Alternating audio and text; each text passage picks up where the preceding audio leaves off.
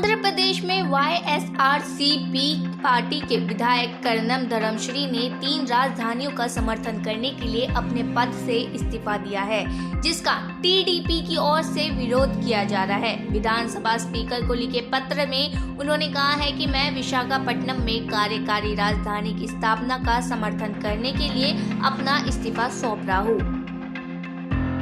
जमीन के बदले नौकरी देने के मामले में लालू प्रसाद यादव, राबड़ी देवी समेत अन्य लोगों के खिलाफ सीबीआई ने चार्जशीट दायर की है। इसके बाद बिहार के मुख्यमंत्री नीतीश कुमार लालू परिवार के बचाव में सामने आ गए हैं। नीतीश कुमार ने चार्जशीट में कहा है कि कुछ नहीं है, हम लालू नीतीश एक साथ आ गए हैं, इसलिए बीजेपी को जो मर्जी पड़ती है वो करे। इसका कोई मतलब नहीं है, ये कोई तरीका नहीं है। बिहार में इन दिनों जेडीयू आरजेडी गठबंधन की सरकार है। नीतीश सरकार में लालू यादव के बेटे तेजस्वी यादव अहम सहयोगी व बिहार के उप मुख्यमंत्री है। पिछली गठबंधन सरकार के दौरान लालू परिवार पर जमीन के बदले नौकरी देने के आरोप लगाने पर नीतीश कुमार ने साल 2017 में आरजेडी से नाता तोड़कर बीजेपी के साथ सरकार बना ली थी। भारतीय वायुसेना के 90वें स्थापना दिवस पर वायुसेना को नई वर्दी भी मिल गई है, जो कि नई खासियतों से लैस है। वायुसेना को डिजिटल कॉम्बैट यूनिफॉर्म दी गई है। ईरानी से निकली हिजाब क्रांति की चिंगारी अब भारत तक पहुंच गई है। उत्तर प्रदेश के गौतम बुद्ध नगर जिले की एक महिला ने अपने बाल काटकर ईरानी महिलाओं को समर्थन दिया है। डॉक्टर अनुपमा भारद्वाज नाम की महिला ने सोशल मीडिया पर एक वीडियो भी शेयर किया है। ईरान में हिजाब को लेकर महिलाएं मैदान में उतरी हुई है। हिजाब के विरोध में जगह जगह विरोध प्रदर्शन कर रही है। ईरानी महिलाओं के समर्थन में दुनिया भर की महिलाएं सामने आ रही हैं। रूस की सरकार समर्थक मीडिया ने शनिवार को रूस की मुख्य भूमि और उसके नियंत्रण वाले क्रीमिया प्रायद्वीप को जोड़ने वाले एक पुल पर भीषण आग लगने की खबर दी। उससे कुछ घंटे पहले पूर्वी यूक्रेन का खार्किव शहर शक्तिशाली बम धमाकों से दहल उठा। RIA नोवोस्ती और तास समाचार एजेंसी ने स्थानीय रूसी अधिकारी ओलेग क्रियोचकोव के हवाले से कहा कि ईंधन भंडारण टैंक जैसी लग रही है। एक वस्तु में आग लग गई, जिसके बाद पुल पर आवाजाही बंद हो गई। प्रधानमंत्री नरेंद्र मोदी 9 से 11 अक्टूबर तक गुजरात का दौरा करेंगे। वे राज्य में 14,500 करोड़ रुपए से अधिक की परियोजनाओं का लोकार्पण और शिलान्यास करेंगे। वे मोढेरा और भारत का पहला 24x7 सौर ऊर्जा संचालित गांव घोषित करेंगे।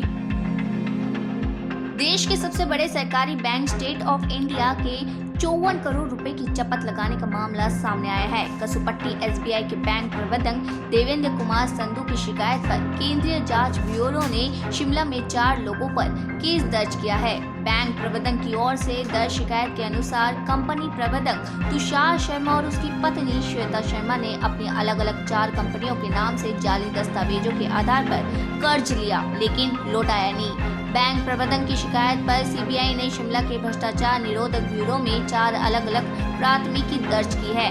तुषार शर्मा और उसकी पत्नी श्वेता शर्मा, गारंटी देने वाले राकेश शर्मा और उसकी पत्नी पूनम शर्मा के खिलाफ भारतीय दंड संहिता की धारा तथा भ्रष्टाचार निरोधक अधिनियम की धारा 13 के तहत मामला दर्ज किया है। मुंबई में चुनाव आयोग में दस्तावेज जमा करने से पहले उद्धव ठाकरे गुट की बैठक हुई। शिवसेना के बड़े नेता इस बैठक के लिए मातोश्री पहुंचे। अरविंद सावंत, विनायक राउत, विधायक भास्कर जाधव मातोश्री पहुंचे। 2 बजे तक का शिवसेना अल्टीमेटम चुनाव आयोग द्वारा उद्धव ठाकरे गुट को दिया गया। नेपाल की राष्ट्रपति विद्यादेवी भंडारी की तबीयत खराब हो गई है। वह काठमांडू के महाराजगंज स्थित त्रिभुवन यूनिवर्सिटी टीचिंग हॉस्पिटल में भर्ती है। उनका इलाज चल रहा है। राष्ट्रपति के सचिव भेषराज अधिकारी ने फोन पर समाचार एजेंसी ANI को बताया। वह स्वास्थ्य समस्याओं का सामना कर रही थी और फ्लू, खांसी और बुखार के बाद उन्हें अस्पताल में भर्ती कराया गया। महाराष्ट्र के नासिक में 5.08 लाख रुपए मूल्य के नकली नोट बरामद किए गए और इस सिलसिले में एक व्यक्ति को गिरफ्तार किया गया। पुलिस के एक अधिकारी ने ये जानकारी दी। पुलिस अधिकारी के मुताबिक आरोपी के कमरे की तलाशी के दौरान 500 रुपए के 40 नकली नोट और 2000 रुपए के 244 जाली नोट बरामद किए गए। दिल्ली एनसीआर के लोगों पर फिर महंगाई की मार पड़ी।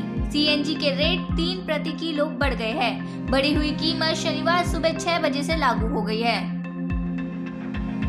एनसीबी और भारतीय नौसेना ने 200 किलो से अधिक नशीले पदार्थ के साथ एक संदिग्ध जहाज को कब्जे में लिया है। चालक दल को हिरासत में लेकर पूछताछ के लिए कोच्चि लाया गया।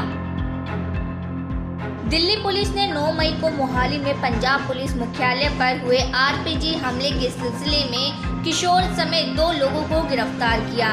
किशोर को अभिनेता सलमान खान की हत्या का भी काम सौंपा गया था। पुलिस ने ये जानकारी दी। दिल्ली पुलिस के विशेष प्रकोष्ठ ने हरियाणा में एक आईईडी की बरामदगी के सिलसिले में 4 अगस्त को किशोर के अलावा अर्शदीप सिंह नामक एक अन्य व्यक्ति को गिरफ्तार किया था। चंडीगढ़ में भारतीय वायुसेना दिवस मनाया गया। भारतीय वायुसेना की 90वीं वर्षगांठ है। इस अवसर पर रक्षा मंत्री राजनाथ सिंह भारतीय वायुसेना दिवस समारोह में शामिल हुए। वायुसेना प्रमुख air chief marshal V R. Chaudhary ने परेड का निरीक्षण किया। एटीएस गुजरात के साथ अपने एक संयुक्त अभियान में भारतीय तट रक्षक बल ने अरब सागर में पाकिस्तानी बोट अल साकर को 6 क्रू के साथ भारतीय जल क्षेत्र में करीब 350 करोड़ मूल्य की करीब 50 किलोग्राम हेरोइन ले जाते हुए पकड़ा। आगे की जांच के लिए नाव को जकाऊ लाया जा रहा है। जेडीयू अध्यक्ष राजीव रंजन उर्फ ललन सिंह ने बीजेपी सरकार पर पिछड़ा विरोधी होने का आरोप लगाया है।